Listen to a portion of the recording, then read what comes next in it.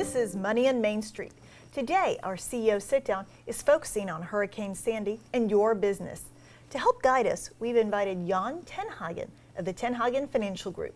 He's not only a certified financial planner and registered investment advisor, but he's also served as past president of the Long Island chapter of the Financial Planning Association, and he currently serves on the organization's Past President's Advisory Council. Thank you so much for joining us, Jon. My pleasure. Now, we're talking about Sandy because it's still affecting so many businesses. Now, I know that a lot of business owners are still waiting on the insurance checks. If you're one of those people, what do you do right now? Well, you can get a hold of FEMA, stay on top of FEMA, and if you're not getting any help there, go to your local politician. So what does a small business owner do? Because some of them are hanging by a shoestring and they can't wait 5, 6 more months. They can't wait several years. What can they do now to get on top of the situation? If they had individual insurance, those companies should be paying off pretty promptly. But if you're waiting for FEMA, it's waiting. There's nothing else you can do. Let's say that you purchased new equipment and some of it was damaged because of the hurricane.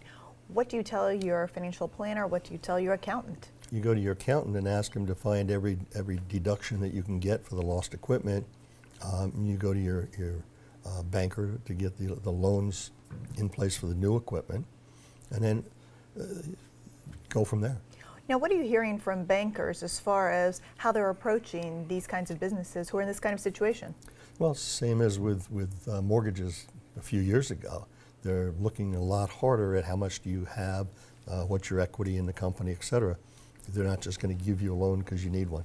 I know that I've interviewed a couple of people who have businesses, and they're not sure if they should really continue with their business because of the damage they've suffered and because of the changing marketplace now in some places like Long Beach, et cetera.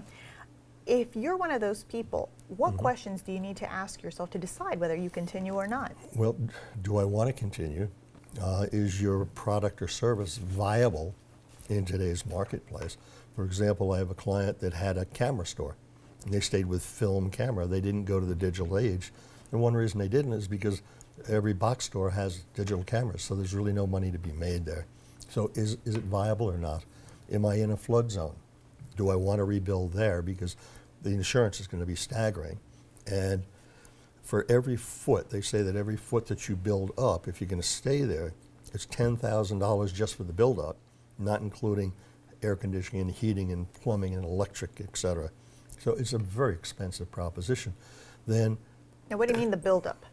You're in a flood zone, and they're saying you have to go up 2 or more feet if you want to even get insurance. It's going to cost you to put the building on pilings, $10,000 per foot going up. Is there any money available for that? Sure. If Where? If you have a viable company, it's a good solid company prior, yes. What about insurance plans?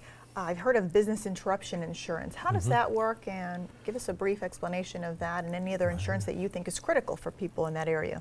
If your business is interrupted for whatever reason, the insurance is not cheap, but you can get insurance to pay for you, your employees, your key people while you get yourself back on your feet. And does that cover natural disasters like a superstorm like Sandy? Should. Okay, Yeah. great. Yeah. Have any positive things come out of Superstorm Sandy for business owners? They get to reflect on, do I still want to be in this business or not? Should I move? Should I not move? Those are really the things to ask yourself. And if I move, who's going to be my customer or customers? Okay, so a chance to reflect and see where you are and where you're going forward, if you are.